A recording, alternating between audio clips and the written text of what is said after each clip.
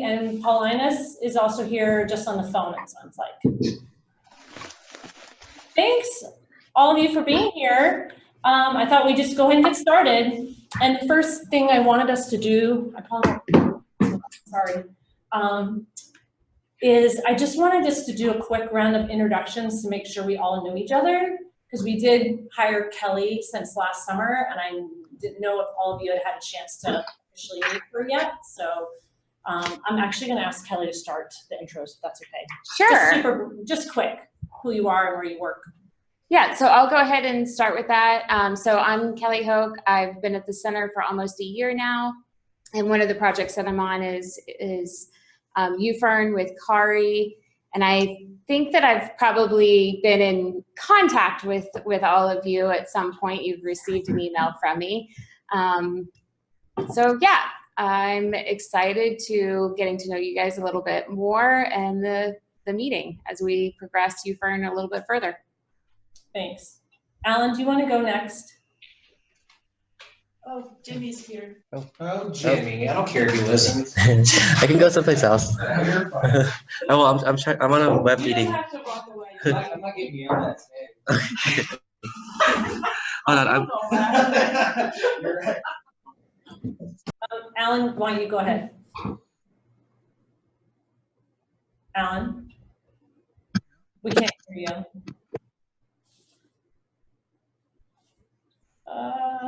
Still can't hear you. Oh, and there's Kat. Great, we have Kat joining us too.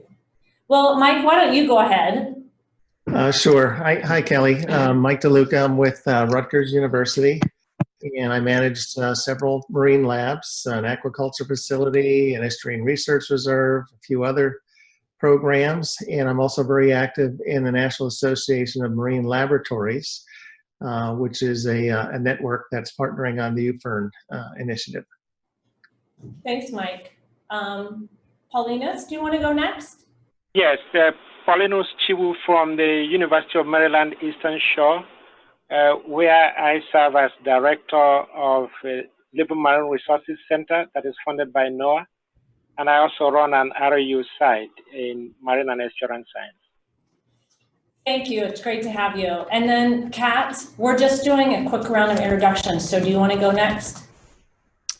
Sure, can you hear me okay? Yeah.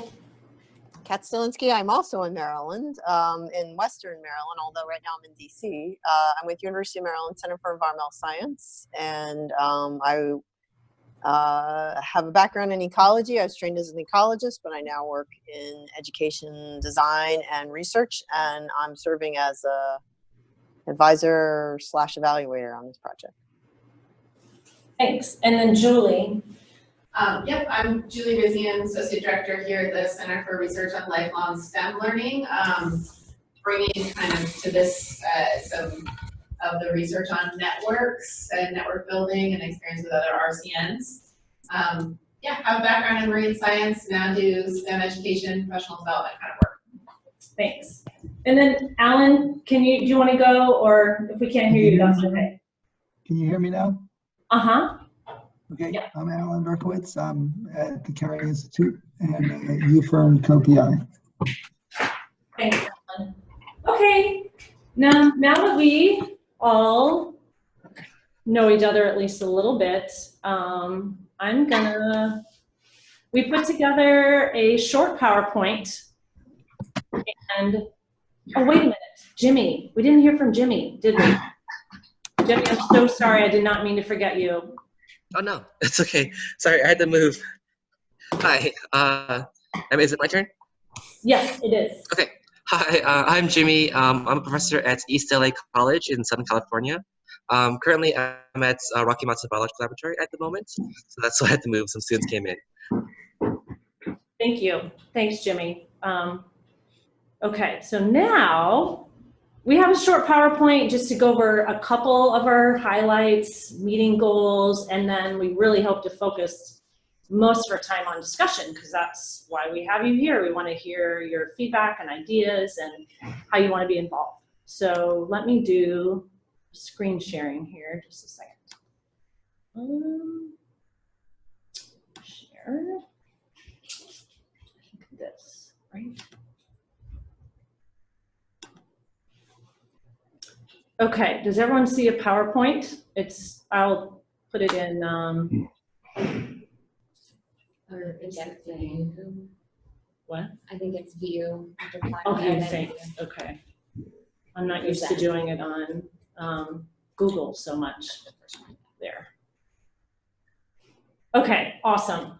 Can you all see the PowerPoint? Yes. Okay, thanks, Mike. Okay, so here we are at the UFERN Steering Committee. We all know that. Just a couple meeting goals before we get started, and Kelly's going to launch off with the first couple slides after this. But we wanted to give you just a couple highlights of what UFERN has been accomplishing up to this point. We gave you a lot of reading to do, I know, but we still want to share a little bit today just to make sure we're all on the same page and have the same information. And then talk a little bit about plans for UFERN moving forward and targeted outcomes and get your feedback on that. And then some discussion generally about where we're headed, and then with some specific questions about planning for the network meeting. So that's what we'll be doing. Okay, oh, we already did introductions. And then just another kind of quick getting on the same page thing is just reminder of what UFERN goals are, and they're very broad and big. So I just want to bring that to our attention as we're thinking about moving forward. And generally identifying and sharing evidence-based models and practices in the UFERN community about undergraduate and beyond, about undergraduate field experiences. Identifying, adapting, developing, and or sharing assessment tools that can be used with undergraduate field experiences, investigating how undergraduate field experiences may help broaden the participation and retention of students. And then this final but very important goal of harnessing the power of the network to do research on student learning. And just to get us, again, all on the same page, we have funding from NSF for 4 years. And those are the dates up there on the PowerPoint. Started August 1st, 2017 through July 31st, 2021. So where we are in the grant period is kind of the end of year 2, if you can believe it. And starting to think a lot about year 3 and what that will look like. Okay, do you want to do this one, Kelly? Sure. All right, so some of our celebrations for the past year, one being the webinar series, and we've had a lot of success with the webinar series. We kicked it off in April of 2018 with Dr. Susan Singer, and then we had 7 webinars that followed that on different topics. Most of them were centered around broadening participation, specifically in undergraduate field experiences, and then looking at different case studies. Some of our presenters were already connected with UFERN. Some of them came later on. So again, like building this network, the webinar proved to be a good way to start making these further connections moving out. One of the proposed outcomes for UFERN in general was also for the overall project was for participants to feel like that there was usefulness or that there was some benefit of the network and the network products. And on one of the webinars, we polled the participants in regards to the information that they had gained from the webinars and if they were using it in the work that they currently were doing. And of the respondents, 100% of them said yes, that it was useful to them. So that was a good connection towards what our proposed outcomes were for UFERN in general. We had 166 attendees overall from just the 7 webinars, not including the kickoff. 95% of the attendees were not previously engaged with UFERN. And from the start of the webinar series, we saw a 63% increase in subscribers on the UFERN listserv. And of course, some of those may have come from different venues, maybe not necessarily the webinar, but it's nice to see that there was this large increase after the webinar was kicked off. Then as far as building the network, goes, we've seen an increase again in the listserv. We're now up to 125 subscribers on the listserv. And though there's moments and months of maybe not as much activity, when we've done, when we've put out a poll or we've put out a question, we get a really big response from the participants on the listserv, so that's good. And the new members are coming in many different ways. So some are from the first network meeting, some of them are getting the information from various listservs, sometimes the listserv announcements for all of the webinars are bringing in people, and then of course other connections from within the network already. Well, I'm gonna jump in and make just a couple additions, just a reminder so we're all on the same page again, is that building the network is actually what the primary goal of this RCN is. So that's why we chose to give you some of this information, because this has been kind of the primary tool to be doing that, and we've been super happy with the success. And when we've invited webinar speakers who now are actually almost all the speakers that we invited are some of our most heavily involved people who are now leading some project groups, who give us advice, who are sharing resources. So it's been super great for that. And then we're just excited about where the network is because of that. Just wanted to, that idea of a power of a network is bringing together interdisciplinary people so innovation can happen. And so people will start even connecting and talking to each other beyond the work that Kelly and I are doing to facilitate and guide. And we're seeing that start happening. So we're excited about that. And that is what we all as a team need to be thinking about and working toward still in the next few years. So thanks. Mm-hmm. Do that one. Oh, to do this one? Yeah, so then one of our other big celebrations is the landscape study, and that report went out back in September. The analysis was something that was started during the first year of UFERN, and guiding the study were the following questions. What is the nature of extended undergraduate experiences at field stations and marine labs? 2, what do practitioners think students gain from participating in extended undergraduate field experiences? 3, are programs collecting empirical evidence on student outcomes, and how are they using that evidence? 4, are practitioners using instructional strategies in their undergraduate field experiences, and are these strategies promoting inclusivity? 5, the last question guiding the framework or the study was, what resources are needed by undergraduate field programs to enhance the use of evidence in program design and assessment? So that came out we wrote that up as a white paper, and it's available on our website, and it was sent out to the listserv, and then we've done some presentations about it. One of our future things we'll be telling you about is actually turning that around into a manuscript, but that's just been really useful for feeding some of our project groups moving forward some of this information. It was also a major dissemination kind of thing for the network too. So there's a executive summary. If you don't feel like pouring through the whole thing, it's 20 pages long, but yeah. Oh yeah, forgetting we've got 3 computers here. So it's like, wait a minute, I'm moving the slide forward on mine. Why isn't it working on yours? Okay, anything else with that, Kelly? I don't think so. Okay. Yeah, we did have a couple of posters that talked about some of the information from the landscape analysis that we presented at different conferences, and like Kari mentioned, the report is also up on the website. Yeah, okay, so next we want to talk a little bit about highlights of our plans moving forward, and then we'll get into some more discussion about what you all think about and any questions you might have.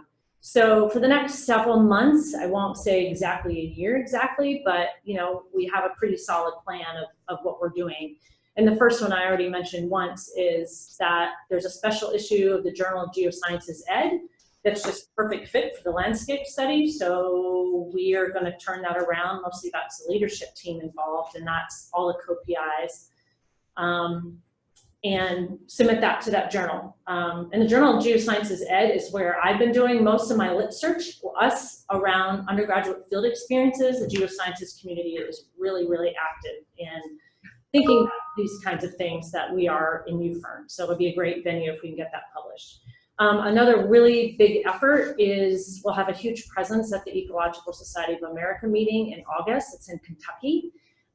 We kind of did this go around to several meetings in the last year with UFERN information posters to kind of get a sense of where might be our home, you know, like where we might fit and find people who are super interested in this, and even thinking about sustainability of the network in the future. And Ecological Society of America has a lot of overlapping work right now around undergraduate field education.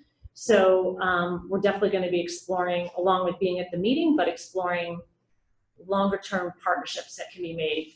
So we'll have an Inspire session on called the Undergraduate Field Experience Inspiration or Barrier. So looking at kind of both sides, like the transformative idea, we've been talking about how undergraduate field experiences can be transformative, but also how they can be a barrier to some people participating. So we'll explore that, and we also have a mixer.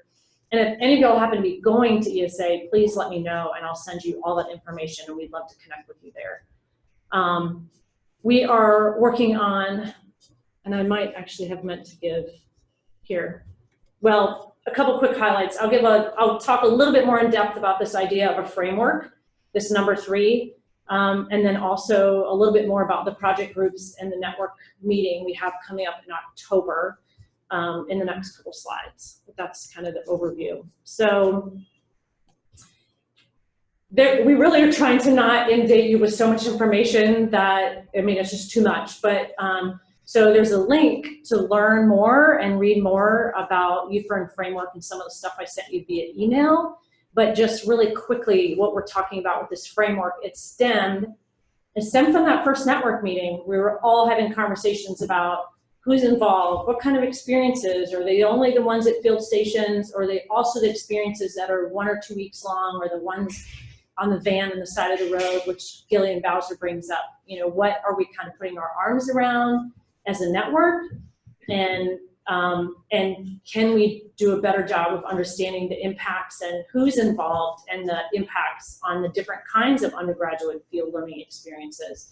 So this framework, the purpose is to highlight basically learning factors that impact the student experience and undergraduate field learning experiences, with this idea that this framework can be a jumping off point for helping us think about research at a network level, involving lots of site and kind of, you know, deep, well, maybe transformative, but really important questions that would be hard to answer without a guide and without a network. And then also maybe jumping off point for kind of professional development and thinking about evidence-based practices. So it's basically an organization tool and pulling together a literature review as well. So there's a small team of us involved in writing a paper, we did also highlight it with several science STEM educators and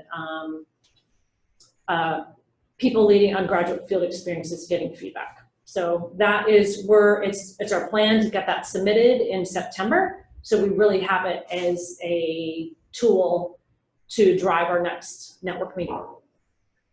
So Kari, you're gonna use this group for a friendly review, is that? We could, yeah, if there's anyone who's willing to do some friendly review. I mean, I think we had, We also presented the UFERN framework, not the manuscript itself, but the framework back in April. Thank you. Webinar, and these people to get a little bit of review and just feedback from a group of people. Yeah. So. Yeah, I mean, I know you got a lot of feedback on the development. I'm thinking more like manage. Yeah, meetings. exactly. So Yes, I would be well, willing to do that. yeah, okay, thanks. Yeah, and if there's anyone else interested and willing to do that, we'll send out an ask and people can reply that they're willing to do that. You know, that would be sometime in September likely. Yeah, we're definitely at that point where there's a small team working on it so we can be productive, but then that going out and getting feedback is really helpful as well. Because it's intended for people to understand and use it, not just for us. And then the other thing that's kind of a little bit of shift in how we're thinking about what we're calling now project groups. So at the first network meeting, we had 3 working groups to help us get launched, and they're around like our important ideas and concepts behind the network. There was a connecting evidence to program design led by Ian Billick.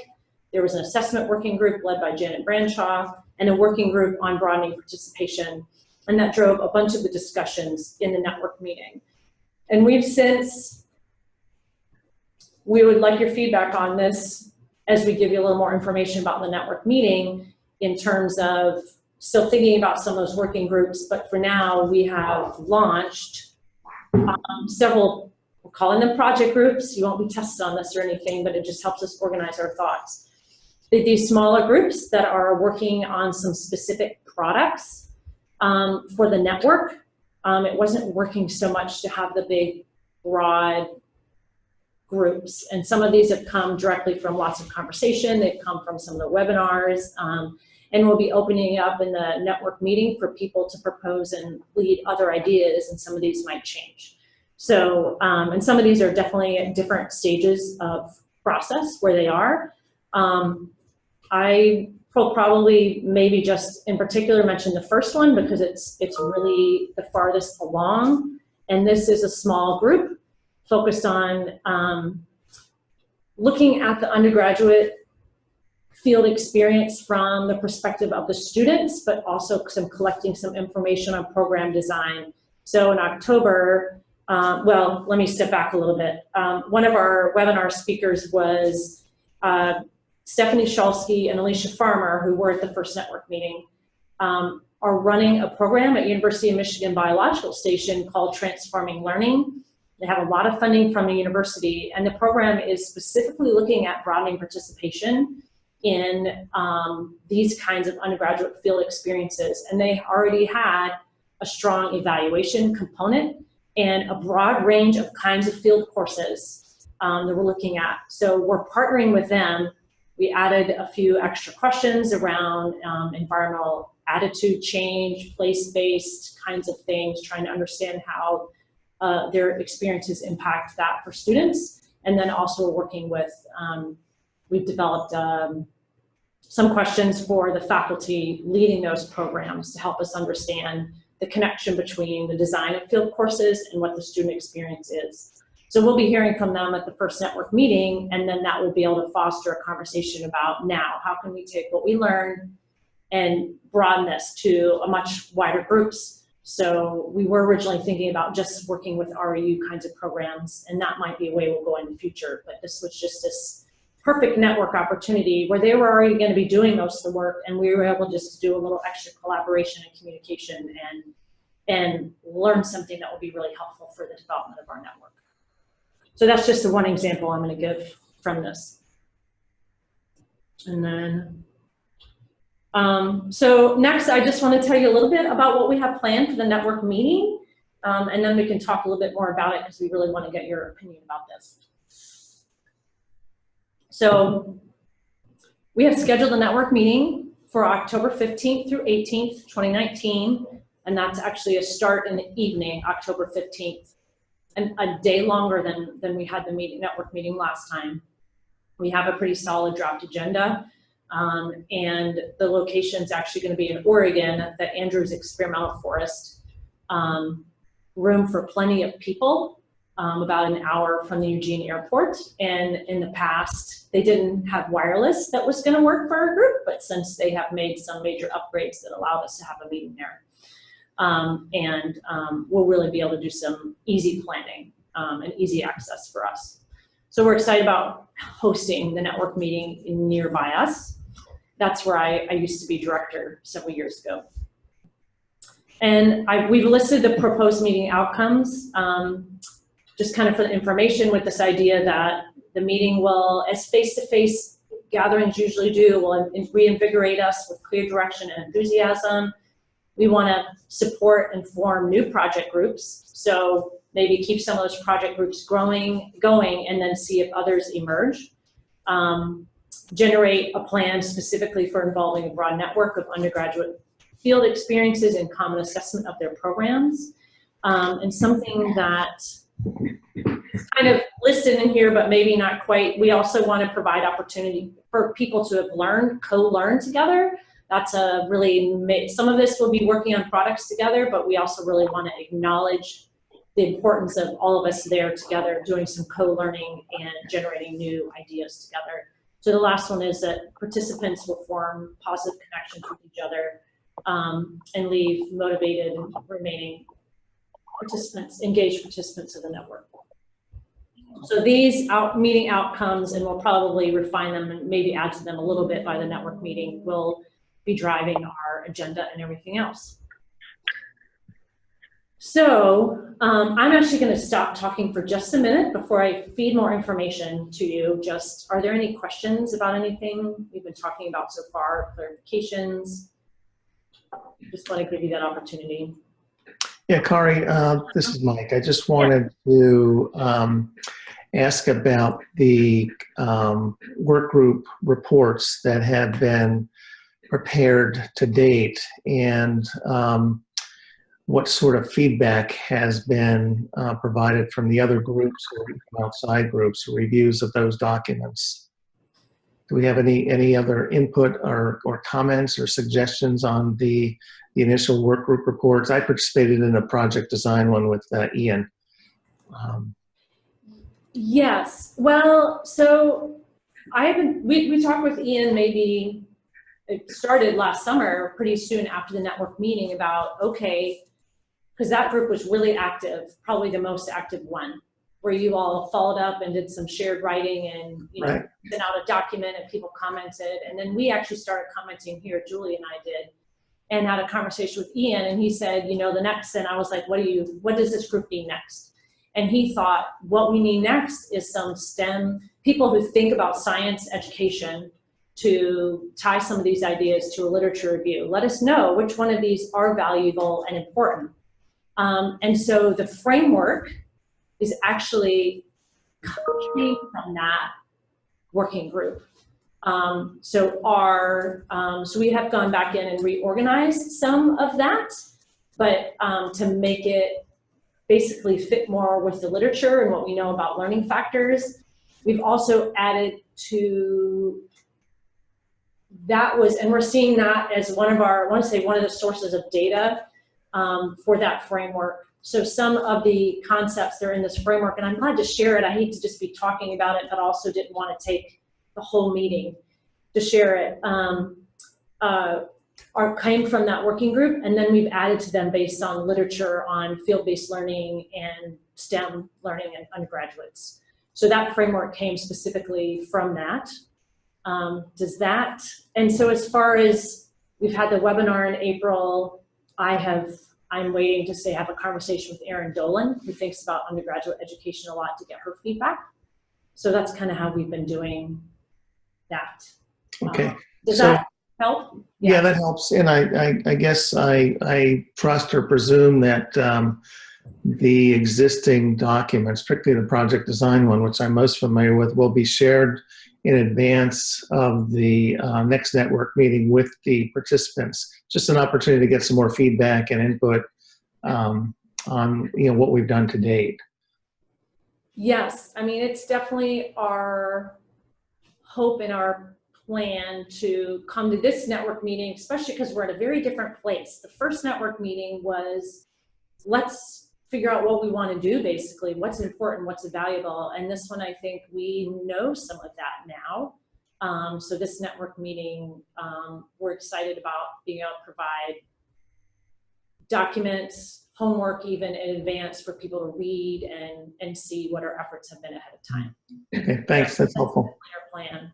Yep, 'cause we certainly don't want to, at this point, restart some of the same conversations, you know what I mean, but we want to be building upon what we've already done. Does that make sense? Yep, absolutely. Thanks, Mike. Anything else before we move on? Yeah, this is Paulinos. Yeah. With regard to the landscape analysis that has been conducted, is it the case that sometime down the road, there's going to be another study like that to see if there's any impact, even after the life of this grant? Do you mean impact like changes in the way people are designing their programs? Right. That's a good question. I have to think about that a little bit. Well, for one, I think that we want to be thinking about in the next few months and in this network meeting, do we want to be providing some professional development kinds of things, you know, that we would expect actually maybe supports people to be making changes, you know what I mean? And so I guess I think without that really dedicated work, I don't know if we would see changes necessarily, although I can't look at, we are planning a summative evaluation at the end of the network, at the end of the RCN, and that would potentially be a time to start to look at some of that stuff, I think. I'm looking at Kelly to see if I'm missing anything, or even Kat. Yeah, I mean, I think that this is definitely something that could be brought up at the network meeting so our plan is that there will be these small discussion groups. I think that was similar to the agenda and the way that the first network meeting was set up, that there were presentations and then there were small discussion groups that were started. And so I think that this could definitely be something that maybe a small group starts discussing to kind of think ahead. Right now there's nothing proposed or anything concrete, but I think it's definitely something to be thinking about down the road. Kat, do you have any comments to make on that as far as how that could fit into a summative evaluation? And I know you're at another meeting right now too, so if you can't respond, that's okay. No, I can respond. I think we could do that in a limited way. I mean, I don't have my notes in front of me of what we talked about for the summative. Yeah, me either. But we could be doing a survey. So I think we are going to collect some data from network members, and we could certainly be asking them to self-report on some of these aspects around impacts. But I don't think we wouldn't have the resources or time to do it beyond that. So one thing I'm remembering from conversations about developing the landscape survey was that it wasn't necessarily like a pre-post, it was more establishing a context that the network's working in, right? And then using interactions with people who actively participate to understand what they're getting from the network. Having said that, Paulinos, I think it's actually kind of an interesting idea for like a supplement proposal or something like that, where we actually redo the landscape over a period of time, which maybe should be more like 5 years instead of 3, to understand, like, is the landscape different? Even going back to the same people in the same programs. We're doing that on CASE. Oh, actually, so the Center for Advancement in Informal Science Education, which is a cooperative center within NSF, it's not an RCN, so it has a lot more resources. But as a supplement, because it's also like not really a research group, it's a program network building group, and they were looking at the connection between 2 different subfields that they affect early on, and Kelly and I worked on this, and then later we'll be looking at, did they make a difference? Did those subfields integrate more? And that's a supplement research project for that. So in a way, that kind of spawns a good idea. I'm sure you have like 20 ideas for supplements. Yeah, but it's something we need to be thinking about is what are some low-hanging fruits for supplements? That's an opportunity to take advantage of. Okay, I'm gonna move us along because I definitely want to get some feedback about some very specific things. So a little bit more about the network meeting, and these are things I would love your specific feedback on. So we're thinking for this meeting that we would have a process where some people were, because as far as inviting to the network meeting, we want to be open. It's not that. It's just that there's limited funding to bring, you know, a certain number of people, probably around 25, maybe 27, to the meeting. So there will be some people that we want to reach out to specifically, like, for example, the people who are leading those project groups. But then we also want to have a short application so people can self-identify as being interested in being involved. And that then if there are too many people, some of it's just having people self-identify that they want to be involved, because that will help with the enthusiasm level and capacity to do work if people are excited about it. So we wanted to lay out some criteria that will end up being in an application form. And I believe I linked that to the email I sent a few days ago. But here's the criteria, and I would just love to get your feedback on these criteria and the whole process itself. So the process would be that we would have a small committee to review the applications, and then we would literally maybe need to make some decisions about people attending if we had too many of them. I had talked to the leadership team about having a two-tiered thing, like we would bring some people and pay for them to come, and other people could just come and pay on their own if we didn't have enough funding for everyone. But they were very firm against that idea, saying it would create like a two-tier system, and we didn't want to do that. So I'm just going to stop talking and let you all give ideas about this process and the criteria. So I have a couple comments on the criteria that were really just wording things, like what you're really trying to get at, but also they were against it because like it would feel like a class divide. Yeah, I think so. Alan, if he's still on the call, can talk about that because he and Janet were very against that idea. Yeah, I mean, one thing I would add to that comment is that if there's some element that's kind of like almost a need-based element that could make the dynamic a little bit different, but also thinking about people who may have something to contribute and have other like grant monies that would allow them to be there. I think the biggest challenge, and I'm sure I'm just adding to what was already a really thoughtful conversation, would just be like the too many places paying their own way and then having like a really big influence over kind of the conversation, which we want to avoid. So that was all I would add. And then on this, the number 2 and number 4, I think maybe you're not looking for somebody to provide a diverse lens, but to provide a lens that's maybe underrepresented in this community. Okay, yeah, that's good. And there's lots of different ways to word that, but unless you're looking for breadth, you know, somebody who's kind of got the all ideas at top of mind. And then the other is just co-learn with, well, no, that's fine. That's fine. Okay. Interdisciplinary colleagues indicates that the colleagues themselves, like that they're not from lots of disciplines, but everyone is working in interdisciplinary spaces. Yeah, so we can make that clear with colleagues from other disciplines. Yes. Okay.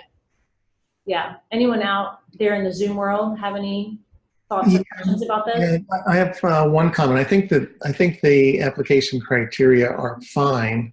My only comment has to do with ensuring that we have 1 or 2 representatives from federal programs like NSF or perhaps even NOAA to participate in discussion. They can certainly lend a lot to the discussion, but also learn a lot as well. And one of the individuals I'm thinking about is involved in the development of not an undergraduate, but a graduate and brand new graduate research fellowship program. But there's some really neat mentoring designs going into that might be helpful for our discussion as well. So just the thought about bringing in some of the feds, if you will, or sponsoring organizations that fund REU type programs. Okay. Yeah, that's great feedback. And if you have that specific name, do you want to just email it Yeah, to me? I can do that. Mhm. Yeah, and anyone else in particular, when we choose the location, we try to make sure and think through who locally we can pull in, who provides some great expertise, and then I want to say they're cheaper, but being able to think broadly, that's kind of what we did in Michigan last time, was we were able to bring in more people because of that. So trying to think about that too. Anyone else have any comments?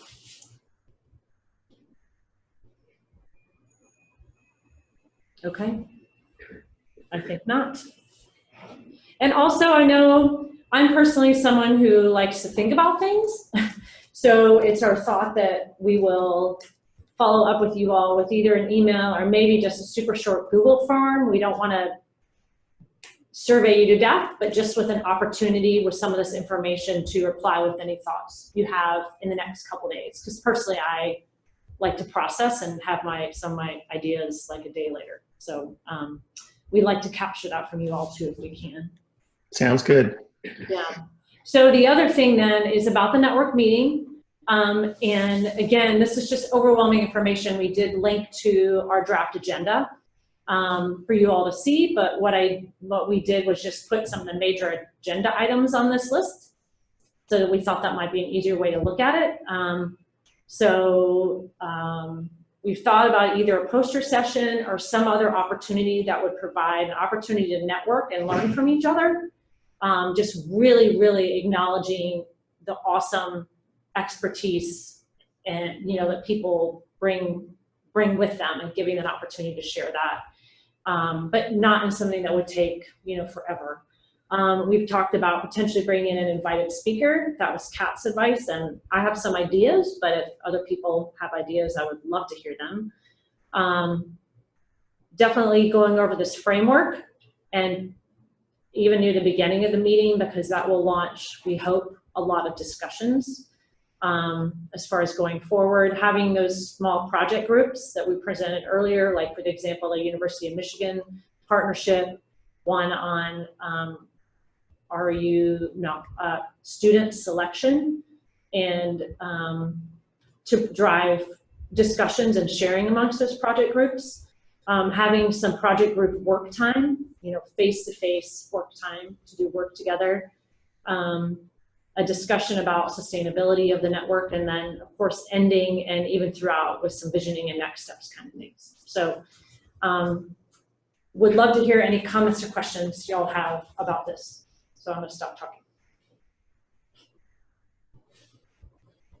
In terms of an invited speaker, I had an opportunity to hear a gentleman from NSF who's involved in one of the science education programs. He got his degree in, I think it was oceanography at University of Delaware. I'd have to search my files for his name, but he was just simply outstanding, and spoke to inclusion, recruitment, but he was just fabulous. Relatively new to NSF. I don't think he was a rotator. I think he's a permanent person there. I'll have to dig and get the name and a little background or bio for you, but I can send that along as well as the contact for the Graduate Research Fellowship Program. Thank you, Mike. That would be great.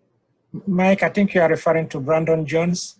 Yes, that's who it is. Yes, yeah, he's fabulous. I don't know how well you know him, Paulinus, but I was really impressed by his remarks and thoughtfulness and suggestions. And he's the program coordinator for the GeoPath programs. Right. Would either one of you, maybe Paulinus, it can be you, just if you can find his information and just put that either in the chat or just send us a quick email. You don't have to put an even explanation, just so for sure we have the right person. That would be great. And if people also have ideas of topics that they think might be of interest to the whole group, we welcome that as well. The idea is that this would basically be one of our participants, but we would invite them with this special, we want you to come and talk, and then hopefully they would be able to be involved in some of our meetings as well. So, but questions or thoughts about any of the other parts of the agenda? Things we might be missing?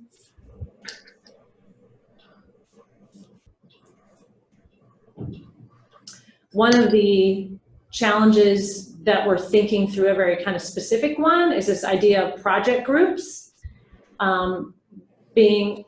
There's these small project groups working together with just a few folks that we haven't at this point, like say, put out to listserv to say, hey, anyone come and want to work on this topic, because they are working on these very specific products. And sometimes a smaller group is just better for that. And we want to give people interested in working that way on specific products that could be for the network, that could say lead to professional development or lead to common assessment tools, those kinds of things we want to do. But we want to have that time at the meeting, but also we have this awareness that maybe not everyone wants to be a part of those, or we'll have bigger groups, and how the kind of, what's the tension or navigating time for those project groups to work together versus time for everyone involved to have, something to contribute. I don't know if I'm making any sense, but that's one of our challenges in planning the network meeting. So if anyone has ideas or thoughts about that. Yeah, I have an idea, but not about that. Sorry. Okay. At the first network meeting, we had some conversation about identifying suitable networks for transferring, what we learned, and for sustainability. And I recall there was a whole wide variety of networks and meetings that were identified. I think it would be helpful if we could actually prioritize just a few of those in terms of some near-term success that we could demonstrate with a few key relevant networks that could be engaged in some of the mentoring or training that we expect to come out of this, and that could also help sustain the effort. So it'd be nice to come up with maybe 2 or 3 or 4 or 5 priority networks that we should focus on for transferability and integrate or transfer of our work and make them perhaps more closely aligned partners with the UFERN network. Okay. I will have to look back at our notes to find that as far as like who we brainstorm. But if anyone has ideas of that, please share that as well. I mean, I have some ideas that I could say for sure. And one of them is the NAGT, the National Association of Geosciences Teachers, which puts out the journal. They're just super heavily involved in that. And I think we will definitely, I feel like we'll have that one as a priority for sure as far as coming to this meeting. But if there's others that you all think are high priorities off the top of your head, let us know, please. And we might reach out to you to help us connect with those as well. Okay. Was that Mike that was talking? Yes, Alan. I guess I'd be interested in what examples of what kind of organizations networks are you thinking of besides OBFS and the RU groups and stuff? What are you thinking about? Yeah, I couldn't hear you very well. It was a bit garbled, but I presume are you looking for some quick examples right now? Yes. Well, I mean, the one that I'm mostly engaged with is the National Association of Marine Labs, and we have a annual meeting coming up in late September, early October, and it would be, I think, very helpful for NAML to be more engaged, more than just me, but to get some of the other key players in the organization, which I can help with. But that's just one example. OBFS is also involved. And I guess my point is that what can we do to elevate the engagement with a few networks? Those being a few examples. Okay. Well, and Mike, I think it would be great and what we're already even talking about, I saw your email a little bit ago, like actually having inviting Martin Storks Right.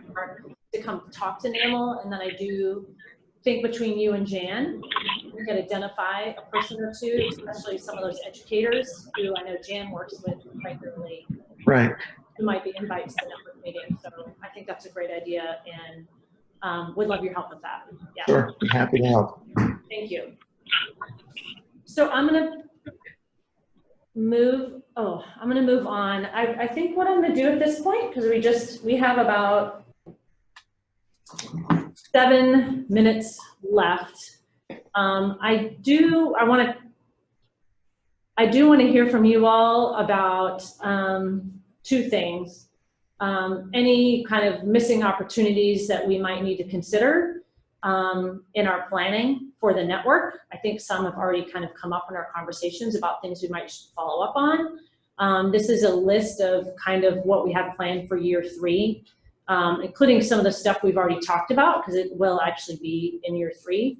But specifically in blue, were the ones that we're still thinking about, and they really are pretty much almost what you brought up already, Mike, I guess. You know, to start Right. with all of us to be thinking about what sessions at conferences we might should consider. ASLO is a place that we kind of had an opportunity last year, but it just wasn't quite the right turning opportunity to be in a special session. Strengthening our partnership with Ecological Society of America, and then again, the other one that I brought up, the NAGT, and we could add in, you know, more work with OBFS and NAML. I am going to the OBFS meeting in September and have strategically invited the current president of OBFS, Stacy, to be a part of the ESA this summer. So I feel like the OBFS one, we're right on track with pulling in those people. So to Mike's point, I know Cara, you've been out there kind of shopping UFERN and all it has to offer a lot. I'm wondering about out of this sort of area of science, like more into the undergraduate research realm, like the CURE meeting or some of the STEM Ed meetings that have big tracks on undergraduate research, if that would be out of scope. That, I mean, that's kind of more, right? Mm-hmm. Mostly I'm thinking like potentially Anne and I could be the ones to present at those kinds of meetings that we may be already going to, like submitting posters and things like that. Yeah. And we went to CURE 2 summers ago. I mean, some of what we went was just, we were going to different places like, who has groups of people who seem interested in this effort, you know? And we did get some interest at CURE, the CURE conference or whatever. And we should consider thinking about that again in the future, and could take advantage of the fact that I think Janet often goes to that one already. Yeah. But some of the others, that's great too. Yeah. Sorry to like just keep moving forward. As usual, I have so much to cover, but the last thing I definitely wanted us to spend at least a couple minutes on, we got a chance to cover this a little bit. And again, we'll send this out to give you all an opportunity to give follow-up ideas that you didn't have time to share, or that maybe you thought of after you reflected. The thing I want to talk about is just how we wanted to think about how we could better engage you as a steering committee. You know, it's hard for me to take time in my like running ahead with all my to-dos to do with UFERN, to reflect and think, communicate with you all, and then also to give you opportunities to say, hey, this is how I would like to be involved, because I think you can best identify that more than me. So this was in the email, and I think we'll follow up about this as well, but the idea and a vision when we set up the steering committee is that there would be a role for guiding the network, but also that they'd be some of our engaged members, you know, helping with some of that dissemination kinds of things that we've been talking about, you know, contributing at the network meeting. I had given you all some facilitation tasks last time, and that was really great to have that help. So we just want to hear from you, how best you think you could be involved. Like, I think for you, Paul Linus, you have just some amazing connections and work that you're doing, but I don't know that much about it. So hearing from you all about what, how you want to be involved with UFERN And I guess at this point, I just open it up for a couple questions about this, and then we would ask that you think about this and let us know when we follow up in a couple days. So let me know if there's any last questions about anything to do with UFERN in our meeting at this point. No questions for me. I think these ways to be involved are certainly reasonable. C and D are fairly easy to address. A and B will take some planning, obviously, in advance of the meeting. I'm happy to do that once the agenda is firmed up and perhaps there's more clarification on the new work groups or next steps with the existing work groups. Okay, thank you, Mike. Anyone else have any questions or thoughts? Yeah, the same is applicable to me. CD and maybe leading or helping to facilitate the project group. Okay. Yeah. And then, I mean, the other thing that I guess in with this whole conversation we've had is for you all to think about any meetings you're going to already where you could bring a UFERN poster or, just build that into things that you're already doing for that, helping with the dissemination kinds of things. That would be a great thing. So if any of y'all are going to any national meetings that you think could have any relevant, UFERN could play a role or would be interesting to people, we're glad to send along a poster or help with the PowerPoint or those kinds of things too. So. And I think that when we pose this question as far as how to involve each of you with UFERN, it's not so much that we think that you'll need to do all of these or that you'll want to do all of these. It's just that we want to make sure that we're honoring that there's a lot of expertise in the steering committee and everyone has varying capacities. And so we want to make sure that everyone is plugging into UFERN in the best possible way. So how is it that we're creating and moving forward with the network so that everyone's using the skill set, for the network in the best possible way? One of the conferences that was not listed is SAF, Coastal Estuarine Research Federation. It may be one place that the network can have a presence.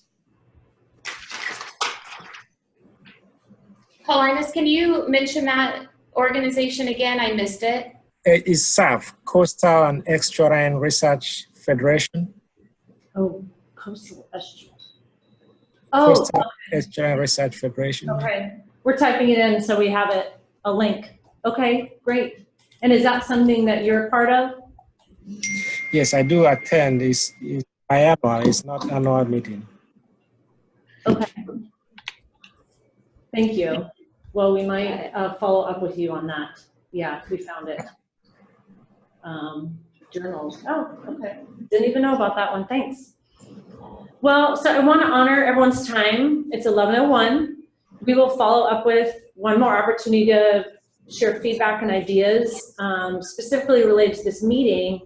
And then as we get a little bit, I want to say closer to time, although we're moving pretty quickly on some of this network meeting stuff, we will reach out in other ways just to see if there's other ways you can be involved in either pieces of the meeting or helping us review applications, those very specific things, and you can let us know if that's something that you'd be interested in helping with. So very good. All of you, we're really good to see you. Thank you. Good to touch base again. Yeah. Thank you. Thank you. Thank you. It's Take nice care. to meet you all. Yeah. I'm gonna go